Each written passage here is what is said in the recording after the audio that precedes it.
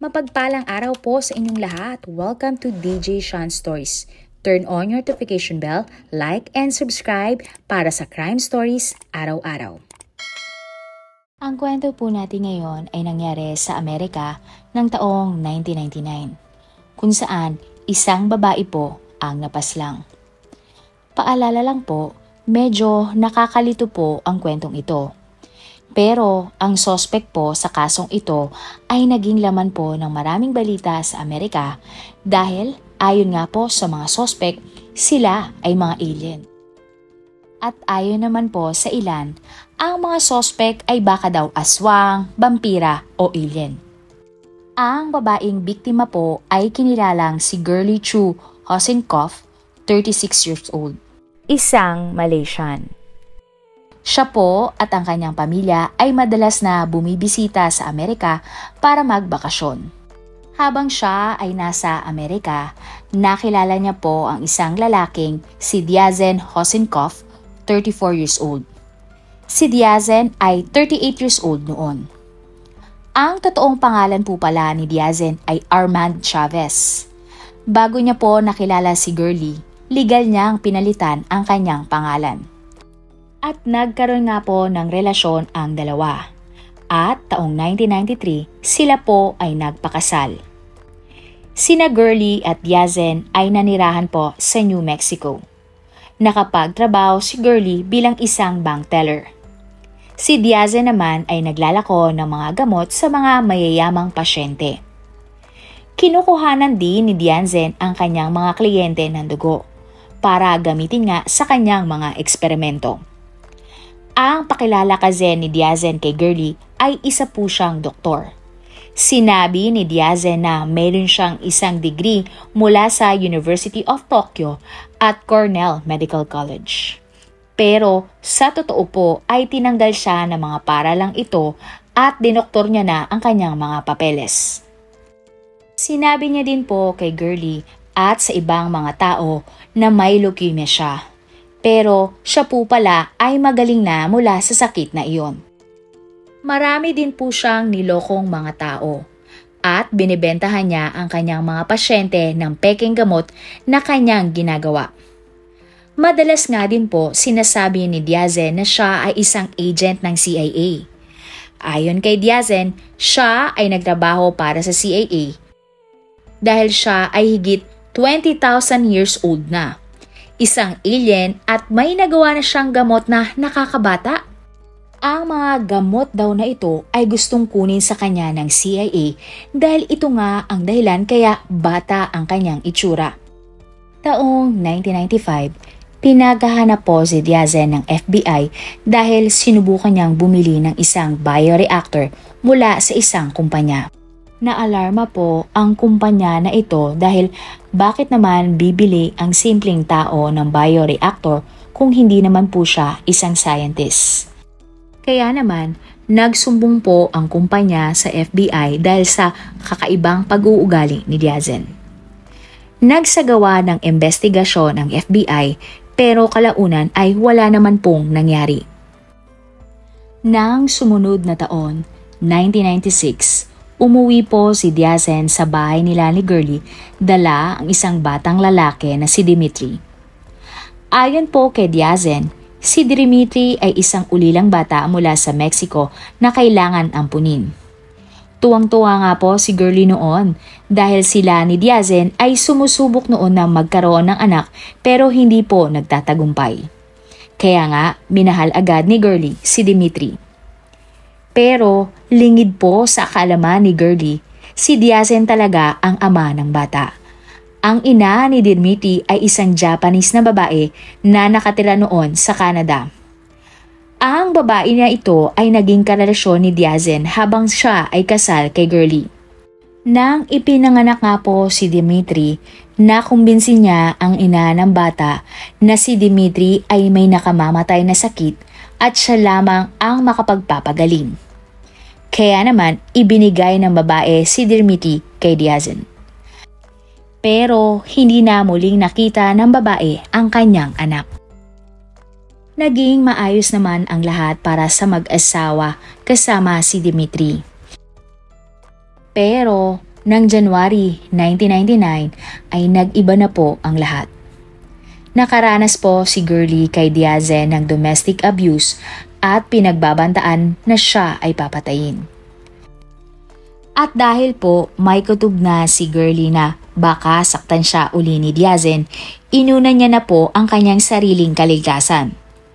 Kaya naman, umalis si Girlie sa kanilang bahay at nagsampa po ng divorce.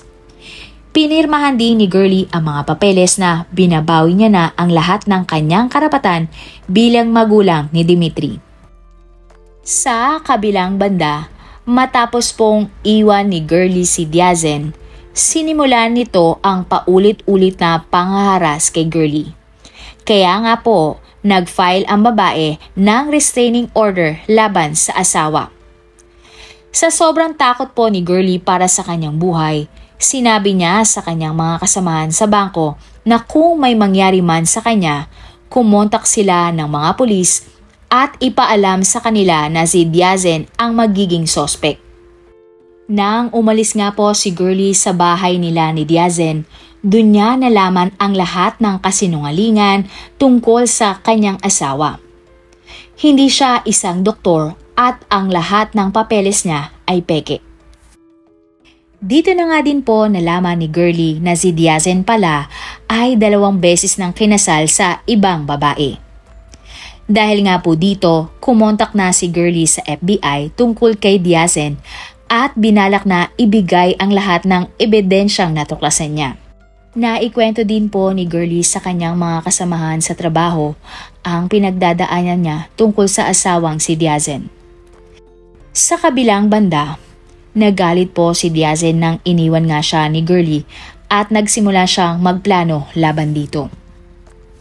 Kahit na siya ay kasal pa kay Girlie noon, nakipagrelasyon na si Diazen sa iba't ibang mga babae. Naging engaged pa nga siya sa 3 mga babae. 2 po sa mga babaeng ito ay hindi alam na may asawa na pala si Diazen. Pero ang pangatlong babae po ang pinakakakaiba sa lahat. Bago mangyari ang krimen, summer ng taong 1999, nakilala ni Diazen ang isang babae na si Linda Henning, 46 years old. Nang si Linda po ay 11 years old pa lamang, iniwan ng kanyang ama ang kanyang ina. Ayon po sa mga malalapit na kaibigan ni Linda, ibinaling kasi nito sa kanyang mga boyfriend ang sobrang pagmamahal. Kaya naman, nagbibigay si Linda ng hindi makatotohanang mga ekspektasyon at emosyonal na pangangailangan. Madali pong naniniwala si Linda sa mga sinasabi ng kanyang mga nagiging boyfriend.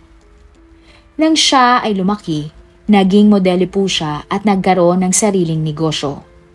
Kalaunan nga ay lumipat po siya sa New Mexico. Nagkaroon siya ng boyfriend at na-engage. Pero naging interesado si Linda sa mga conspiracy theories tungkol sa mga alien at UFO. Umattend nga po si Linda ng isang seminar na patungkol sa mga UFO at aliens. At dito niya nga nakilala si Diazen. Naakit at nabighani si Linda kay Diazen. Dahil nga po dito, matapos ang 2 linggo, hiniwalayan ni Linda ang kanyang fiancé at nakipagrelasyon kay Diazen. Sinabi ni Linda sa kanyang mga kaibigan na ang pakakasalan niya na ay si Diazen. Ang pakilala ni Diazen kay Linda ay isa din siyang doktor na marami nang nabentahan ng ginawa niyang gamot. Pero hindi po alam ni Linda na may asawa na si Diazen na si Girlie. Nabahala naman po ang ex-boyfriend ni Linda at mga kaibigan niya dahil nag-iba po ito mula nang mahulog ang loob kay Diazen. Hindi na po daw ito naliligo at nagpapalit ng damit. Lagi din daw pinipilit ni Linda ang kanyang mga katrabaho at kaibigan na bumili at gumamit ng miracle cream anti-aging na gawa daw ni Diazen para nga sila ay magmukhang bata at hindi na tatanda pa. Naniniwala din si Linda kay Diazen na siya ay 1,000 years old na alien na nangako sa kanya ng kapangyarihan para pamunuan ang mundo. Dahil nga po dito, ang ilang mga kaibigan at kamag-anak ni Linda ay nilayuan siya. Ang pangyayari, gabi ng September 9, 1999 o 999. Umalis sa trabaho si Girlie at hindi na muling nakita ng sinuman matapos noon. Bandang alas 8 ng umaga ng September 10, tumawag ng mga pulis ang manager ni Girlie. Hindi po kasi pumasok si Girlie sa kanyang trabaho sa bangko. At dahil alam ng manager ang takot ni Girlie na baka nga may mangyari sa kanya, mabilis pong tumawag ang kanyang mga kaopisina ng mga pulis para humingi ng tulong. Ang best friend naman ni Girlie ay tumawag din sa bangko ng paulit-ulit para itanong nga kung nakapasok ba ito sa trabaho.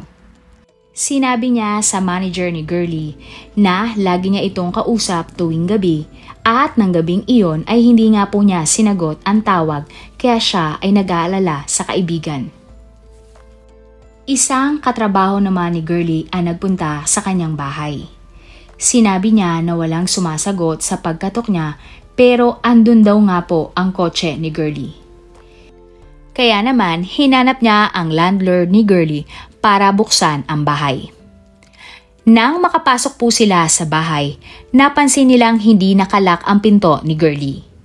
Wala naman silang napansin na kakaiba maliban nga sa mga basang parte ng carpet sa sala. Naniniwala silang may nangyaring hindi maganda kay Girlie kaya agad po silang tumawag ng mga pulis. Nang makarating na ang mga pulis, napansin nila ang malakas na amoy na isang kemikal. Nakita din nila ang mga bakas ng dugo na tinangkapang linisin. Sa di kalayuan, isang lalaki naman po ang nakakita ng isang damit ng babae, shorts, underwear at mga piraso ng duct tape at gauze na pawang may bahin ng dugo at naglalaman ng hibla ng buhok. At dahil nga po laging hinaharas ni Diazen si Girlie, siya po ay naging person of interest ng mga pulis. Mabilis po silang kumilos para hanapin si Diazen. Nang makarating sila sa bahay nito, bukas ang kanyang pinto, walang tao sa loob at wala ding mga gamit. Ayon po sa kapitbahay ni Diazen, isang panlipat ng truck daw ang nakita nila ilang araw lang ang nakakaraan. Napansin din po ng kapitbahay na kakaiba daw noon si Diazen. Pagkwento niya, gabi nga ng September 9, late na daw po itong umuwi at nakasuot ng camouflage mula ulo hanggang paa at may itim na grasa sa buong katawan. Habang ini-interview ng mga pulis ang kapitbahay ni Diazen, ang forensic team naman ay nag-imbestiga sa apartment ni Girlie. Nagsagawa po sila ng luminol test sa apartment ni Girlie. Ito po ay isang test kung saan na-check ang mga bahid ng dugo kahit na ito ay nalinis na. Pwede po nilang ma-check ang bahid ng dugo sa isang bagay o sa isang crime scene. Ginagawa nga po ito para ma-determine kung ang isang lugar ay crime scene. At nagliwanag nga po ang maraming parte ng loob ng apartment ni Girlie. Ito po ang pahiwatig na may nangyari sa apartment dahil nakita nila ang maraming bakas ng dugo. Nagsimula naman mag-imbestiga ang mga pulis sa personal na buhay ni Diazen. Sa kanilang pag-iimbestiga ay lumabas na nga po ang pangalan ni Linda Henning.